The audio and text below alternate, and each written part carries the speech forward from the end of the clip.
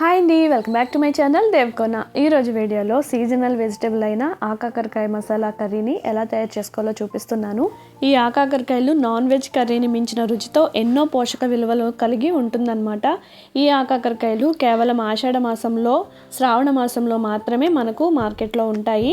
వీటిని బోడకాకర, ఆకాకర, అడవి కాకర అని ఒక్కో ప్రాంతాన్ని బట్టి ఒక్కో పేరు పెట్టి పిలుస్తారనమాట. మరి లేట్ చేయకుండా వీడియోలోకి వెళ్ళిపోదాం. ఈ కర్రీకి నేను 1/2 కిలో ఆకాకరకాయల్ని శుభ్రంగా కడిగి తీసుకొని ఈ విధంగా కట్ చేసి పెట్టుకున్నాను. ఈ సైజులో ముక్కలుగా కట్ చేసుకున్న తర్వాత పక్కన పెట్టేసుకోవాలి. ఇప్పుడు మిక్సీ జార్ తీసుకుని అందులోకి 2 పెద్ద ఉల్లిపాయల్ని ఇలా పెద్ద ముక్కలుగా కట్ చేసి వేసుకోవాలి. తర్వాత ఇందులోకి 2 పెద్ద టమాటాలని ఇలా కట్ చేసుకుని వేసుకోవాలి.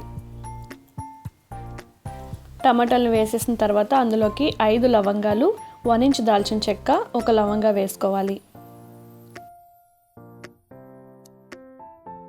తర్వాత ఇందులోకి 1/2 టేబుల్ స్పూన్ వరకు అల్లం వెల్లుల్లి పేస్ట్ని వేసుకోండి. అల్లం వెల్లుల్లి పేస్ట్ వేసుకున్న తర్వాత ఇలా సన్నగా తరిగిన పచ్చి కొబ్బరి ముక్కల్ని కూడా వేసేసుకోవాలి. వీటన్నిటిని కూడా మిక్సీ చేసుకోండి. చూడండి, ఈ విధంగా మరీ మెత్తగా కాకుండా ఈ విధంగా మిక్సీ చేసుకోవాలి. ఈ పేస్ట్ని పక్కన పెట్టేసుకోవాలి. ఇప్పుడు స్టవ్ మీద ప్యాన్ పెట్టి 2 టేబుల్ స్పూన్స్ వరకు ఆయిల్ వేసుకొని వేడైన తర్వాత ముందుగా కట్ చేసి పెట్టుకున్న ఆకాకరకాయ ముక్కల్ని వేసుకొని వేపుకోవాలి. ఇది పచ్చివాసన కొంచెం పోయిన తర్వాత మూత పెట్టుకుని ముక్కలు కొంచెం మెత్తబడేంత వరకు మధ్య మధ్యలో కలుపుతూ స్టవ్ మీడియం ఫ్లేమ్లో పెట్టుకుని వేగనివ్వాలి.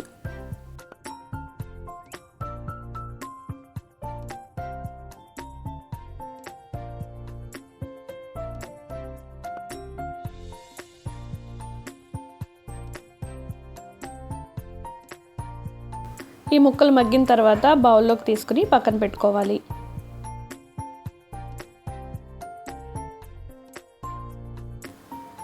అదే ప్యాన్లో 3 టేబుల్ స్పూన్స్ వరకు ఆయిల్ వేసుకుని ఆయిల్ వేడైన తర్వాత కొంచెం కరివేపాకు, 3 పచ్చిమిర్చిని ఇలా ముక్కలుగా కట్ చేసుకుని వేసుకుని వేపుకోవాలి. పచ్చిమిర్చి వేగిన తర్వాత ముందుగా పేస్ట్ చేసి పెట్టుకున్న ఆనియన్ పేస్ట్ని వేసుకుని కలుపుకోవాలి.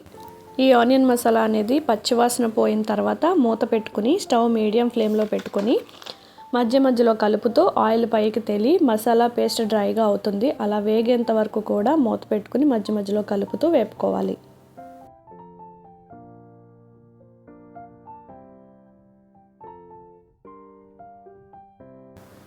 మసాలా వేగిన తర్వాత 1 టేబుల్ స్పూన్ కారం వేసుకోవాలి. కారం మరీ ఎక్కువ వేసుకోకండి, ఎందుకంటే మసాలా వేసాం కాబట్టి అది ఇది కలిపి ఇంకా ఘాటు ఎక్కువైపోతుంది.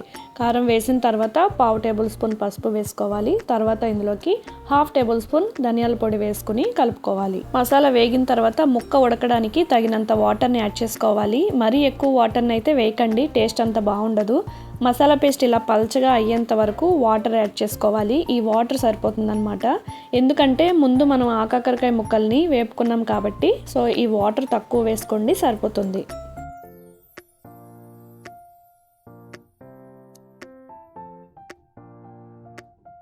మసాలాని ఇలా ఒకసారి అంతా కలుపుకున్న తర్వాత ఇందులోకి తగినంత సాల్ట్ని వేసేసుకొని వేపుకోవాలి. తర్వాత ఇందులోకి మనం ముందుగా వేపి పెట్టుకున్న ఆకాకరకాయ ముక్కల్ని వేసుకొని మసాలా అంతా కలిసేటట్టు ఒకసారి కలుపుకోవాలి.